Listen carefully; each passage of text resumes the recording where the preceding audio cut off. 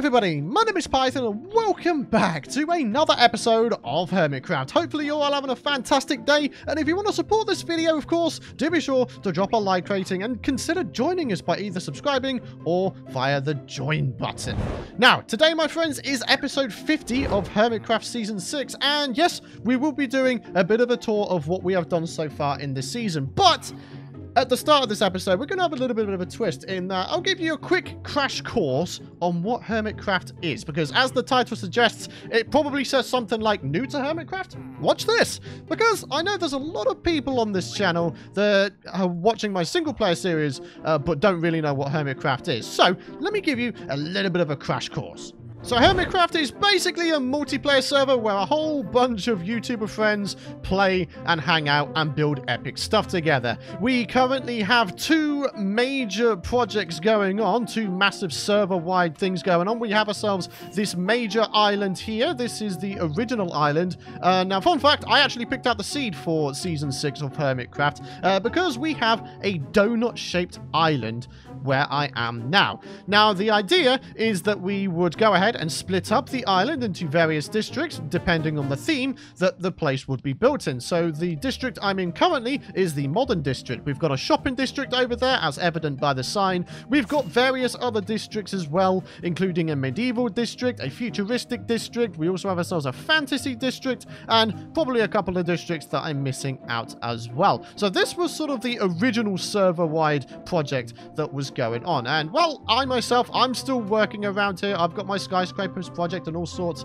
but the other more major server-wide event going on right now is Hermitville. Now, the reason Hermitville was set up is because we set up the server Season 6 in 1.13, and as you guys know, 1.14 came with a whole bunch of brand new revamped village types. So we decided to go ahead and find ourselves a 1.14 village and claim it as our own and make ourselves some ridiculously, insanely tall builds, which turned into a massive build contest, which, as you can see, have builds going all the way up to Sky Limit, which is just absolutely insane. Now, there are, like, little districts around here, but for the most part, it is just Hermitville. There's, like, a micro shopping district, like a smaller version of what we already have, and in addition to that, we actually have a games district, which is actually a district we did not have over at the Donut Island. So, yeah, there is plenty of things to do in Hermitcraft, my friends. If you're needing resources, go shopping. If you want to have a little bit of fun, then go play some games. So, yeah, those are the two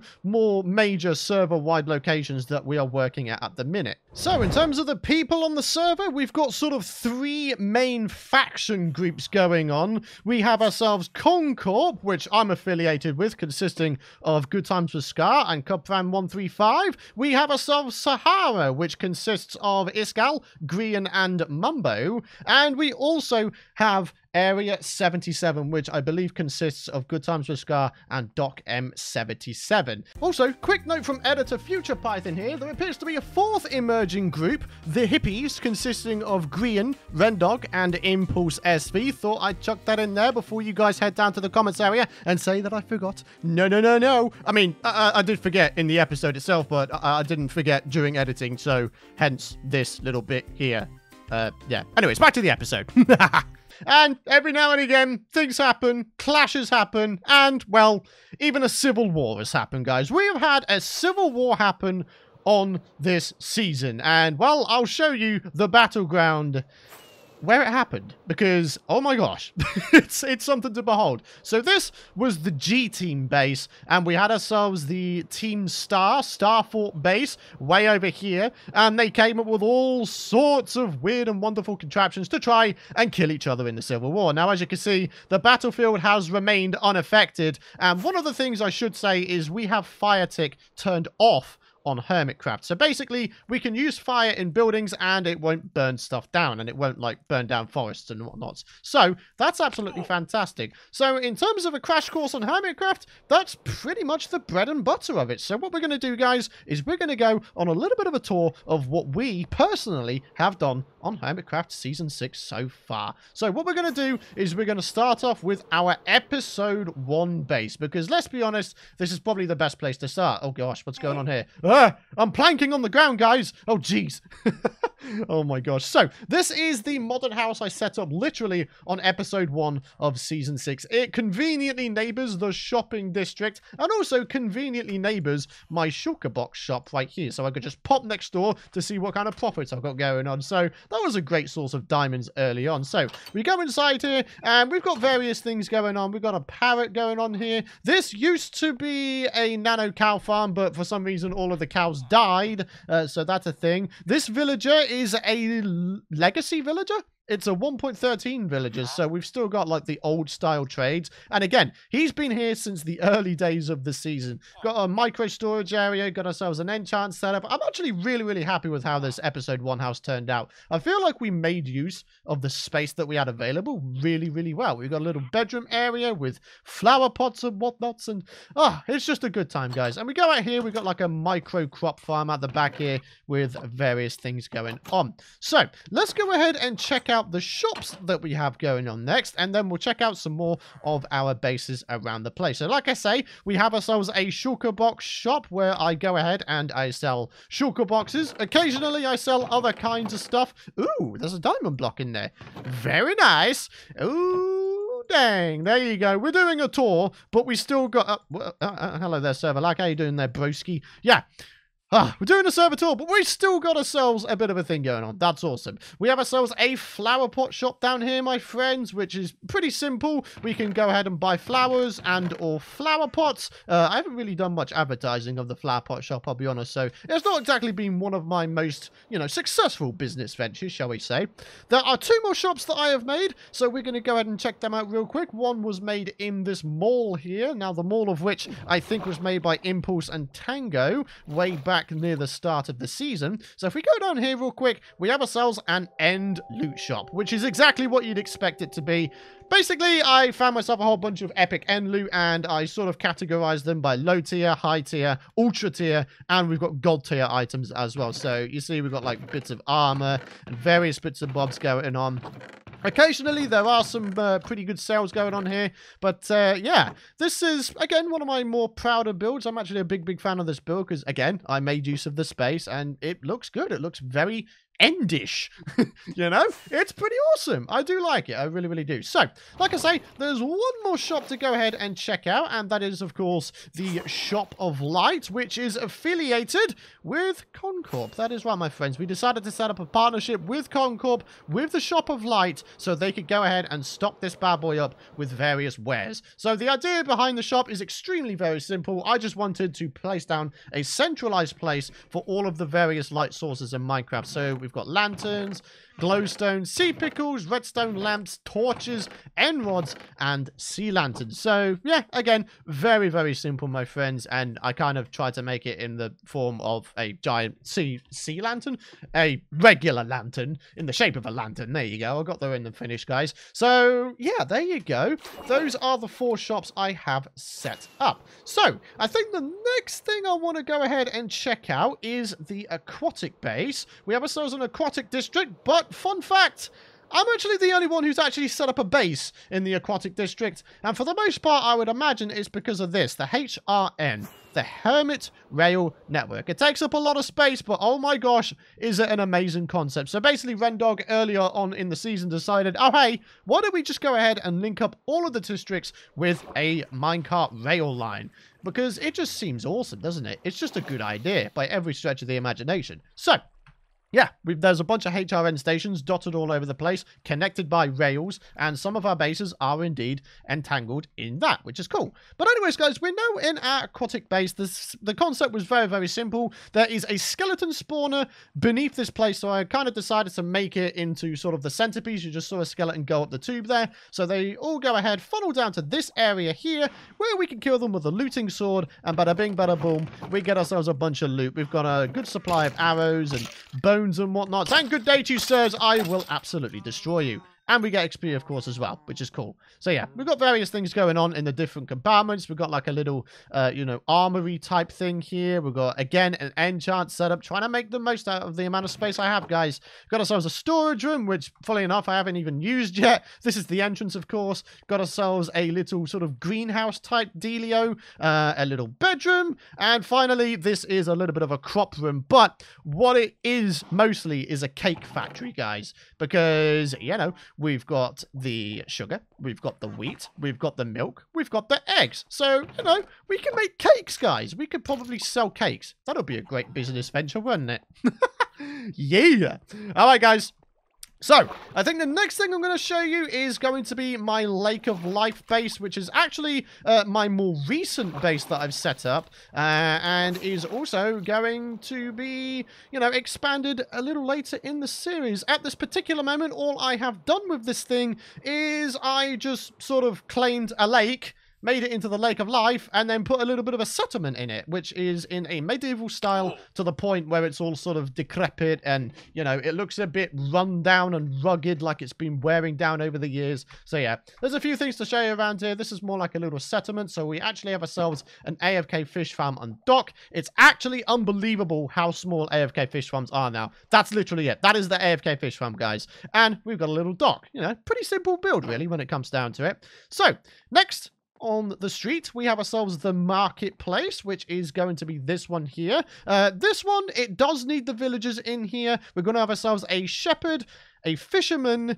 a butcher, and also a farmer to buy all of the wares that we are able to produce in the Lake of Life here. So, yeah, we just got to get the villagers in, and this thing will be complete. So, the next thing we have here is a nano crop farm. Now, because 1.14 messed around with the lighting, and now that lighting actually does go through slabs, I've had to use a different design. This design is from Il Mango, and the concept is very, very simple. So we grab ourselves out some seeds right here. We go in, crouching, flick the lever, and yeah, you know, photosensitive epilepsy sufferers may wind up yeah, a bit of a warning. But yeah, it's all about the timing, really. If you get the timing right, then you are going to get yourself a ton of crops. Oh, that's server lag. Oh, gosh.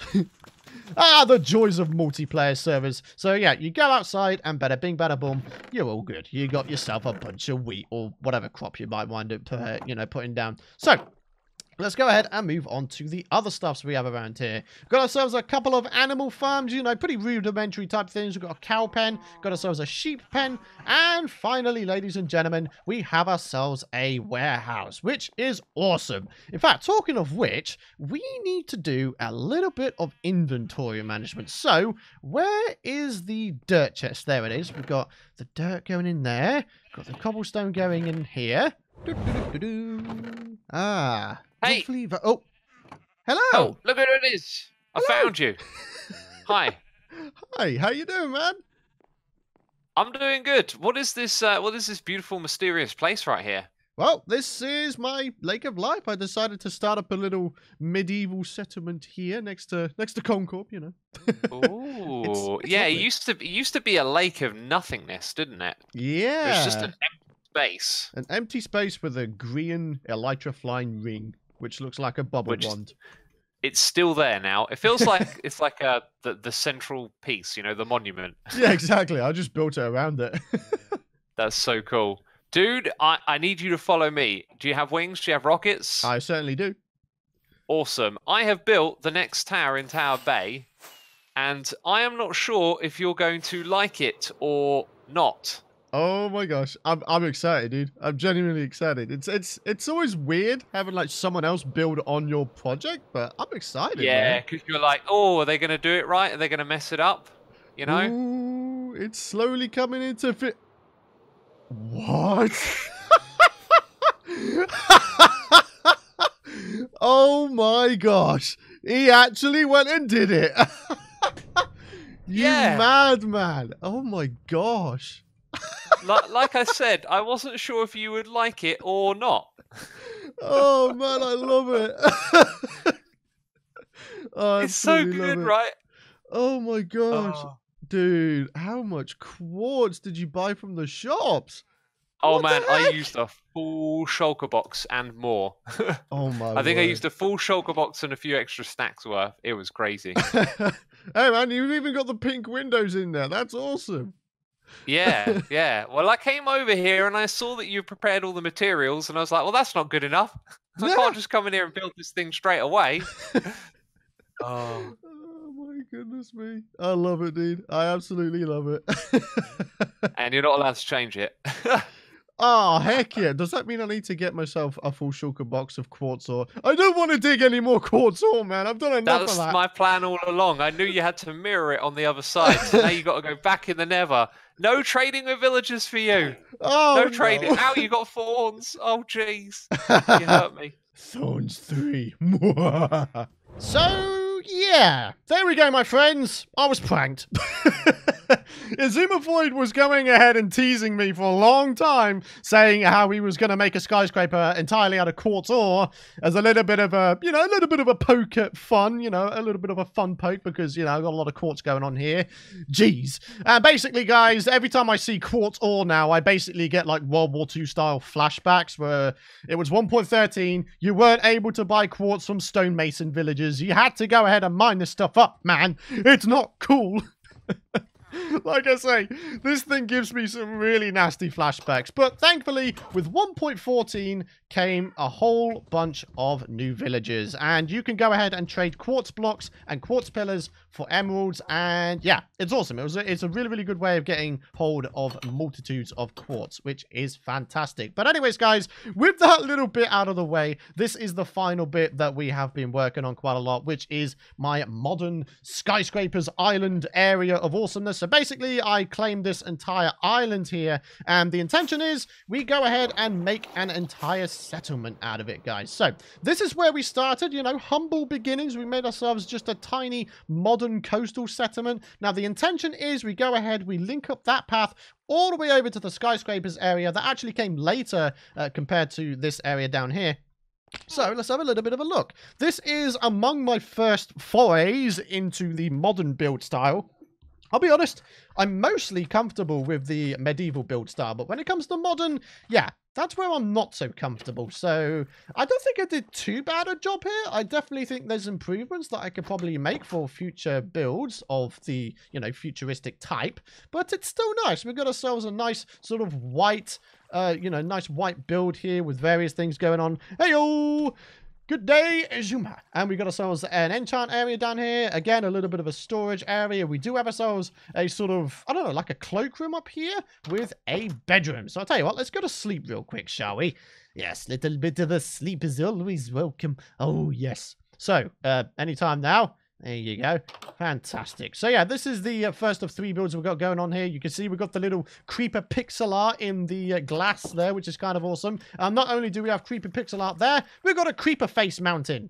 Fountain. We've got a creeper face fountain. There you go. It's looking cool, isn't it, guys? I really like this. We got ourselves yet another build here. I mean, there's not really much point to it, really. So one of the things I've been trying to do more of in this season is just building houses for the sake of building houses. One of the things I really struggle with is just building for the sake of building. I always feel like I have to have a purpose with my builds, right? But, on this season, I've tried my best to try and steer away from that because sometimes just building a nice looking place is enough. You don't have to have a function for it, right? But yeah, I believe that this was actually the first modern house we made. And look at this. We've got like a little trapdoor separator here with a little bedroom type thing. And yeah, everything's looking really, really cool. So yeah, I mean, to be honest with you guys, these fountains, what am I talking about? My commentary skills have gone way downhill, haven't they, guys? But yeah. These skyscrapers are the things that I've been working quite a lot on lately, and is also kind of the reason why I got majorly burned out of this season for a good few months. So, yeah. But, guys, as a little bit of an exchange project, Xisuma and I are agreeing to go ahead and swap towers. So he's actually gone ahead and built this green tower here. And basically what's going to happen is I'm going to mirror that on this side after obviously digging all this down. And what I'm going to do for him is I'm going to build one of his towers. So he's built one of mine in my style. I'm going to go ahead and build one of his in his style as a little bit of an exchange project because I think it's a cool idea. Nice little bit of collaboration here and there. I think it's really, really cool. So yeah, guys. So I think it goes without saying, like I say, this entire island I have claimed and I intend on filling it. So this is probably where I'm going to be spending the majority of the rest of the season, however long that may be. But in terms of what I've done on this server, my friends, that is just about it as far as I can remember. I mean, I always have a feeling when I do tour episodes that I'm missing something out, but hopefully I haven't. I've gone through the 4 shops. I've gone through the bases I've built. We've gone through the Xisumavoid thing where he built a freaking tower out of quartz ore, giving me World War II style flashbacks, and... And we have cows on the roof. I mean, we can't forget about that, can we? Can't forget about you guys. The Hermitcraft recap, recap tagged me and said that, there's cows on your roof. So I went ahead and did it. There are now cows on my skyscraper roof, on my little beach resort tower top thing. So, yeah. It's awesome. So, ladies and gentlemen, like I say, for now, I think that's going to wrap it up for today's episode. I mean, like I say, nice bit of a tour episode, but a little bit of a twist in that we gave you a little bit of a crash course on what Hermitcraft is and what the season is and what sort of stuff we have going on. So if you are new to this episode or new to the series through this episode, let me know in the comments area below. Hopefully I did a good enough job in explaining what exactly is going on here. If you do have any questions, guys, about Hermitcraft, about the series, what's going on here, then leave them down in the comments area below. I will do my best to try and get back to as many comments as I possibly can. But like I say, my friends, for now, that is going to wrap it up for today's episode. Guys, thank you very much for watching. If you guys have enjoyed today's episode and you are excited for more Hermitcraft to come, please do be sure to drop a like rating. It really does mean the world to me. It helps out myself, the channel, and the video massively. It really, really does. And hit the subscribe button if you guys don't want to miss out on future Hermitcraft content. But for now, my friends, that is going to wrap it up for today's episode. Thank you very much for watching. Truly, thank you very much for all of the support. I really do appreciate it, guys. Like, through the 50 episodes, I know I've not been that consistent in terms of, like, I've been taking breaks here and there, sometimes for months, and I do truly apologize for that. Sometimes I do just get burnt out, and I don't know. Some people, they could just force themselves to get through the burnout and just continue making episodes nonetheless. And to those who can, I applaud them. Truly, I do. I wish I could do that, but I'm a little bit more of an emotionally driven person. If I don't feel like doing something, then I just sort of can't. Does that make sense to you? But yeah, that's kind of the reasoning behind that. But hopefully, guys, I'm back for the rest of the season. Again, however long that may be. So, guys, thank you very much for watching. I truly do appreciate all of your support, and I'll see you guys in the next episode.